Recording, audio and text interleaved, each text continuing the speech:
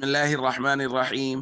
عن زيد بن أرقم رضي الله تعالى عنه قال قال رسول الله صلى الله تعالى عليه وسلم في الحديث: أنا تارك فيكم الثقلين، أولهما كتاب الله فيه الهدى والنور.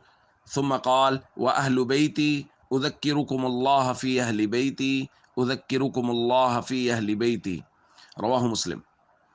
نبی کریم صلی اللہ علیہ وسلم نے ایک موقع پر ارشاد فرمایا: میں تمہارے اندر دو نعمتیں، دو مضبوط اور وزنی چیزیں چھوڑ کے جا رہا ہوں۔ ان میں سے ایک ہے اللہ کی کتاب۔ پھر حضور علیہ الصلاۃ والسلام نے فرمایا اس کے اندر ہدایت اور نور ہے۔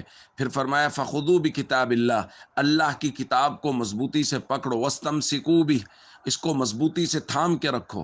فحث علی کتاب اللہ ورغب فیہ، پھر حضور علیہ الصلاۃ والسلام نے کتاب اللہ پر عمل کرنے کی ترغیب دی، اس کے اوپر ابھارا۔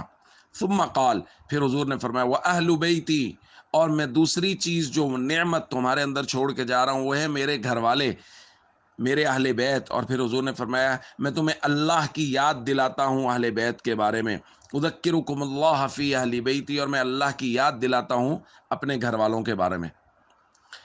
دوستو، ہم نے صحابہ کرام کی پیروی کے متعلق کچھ باتیں پڑھی ہیں، اس کے بعد اب ہے اہل بیت، ان کا ذکر۔ اہل بیت سے مراد سب سے پہلے ازواج مطہرات، نبی پاک صلی اللہ علیہ وسلم کی مبارک بیٹیاں، سیدنا علی رضی اللہ تعالیٰ عنہ، سیدہ فاطمۃ الزہرا رضی اللہ تعالیٰ عنہ، سیدنا حسن، سیدنا حسین رضی اللہ تعالیٰ عنہما۔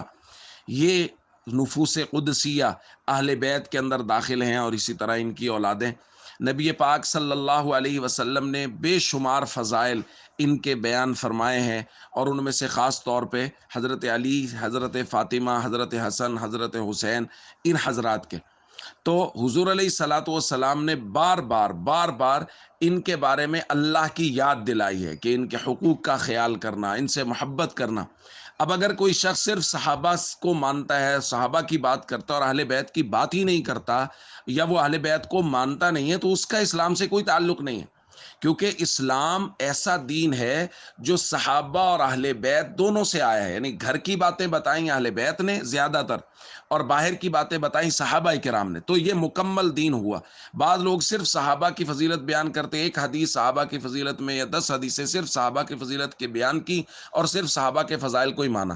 اور کچھ لوگ صرف اہل بیت کی فضیلت کو بیان کریں گے، صحابہ کی فضیلت کی حدیثیں چھپا لیں گے، تو وہ لوگ بھی غلط کرتے ہیں، لوگوں کو گمراہ کرتے ہیں۔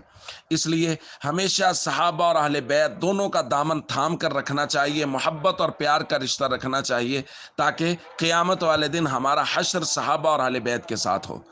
السلام علیکم ورحمۃ اللہ وبرکاتہ۔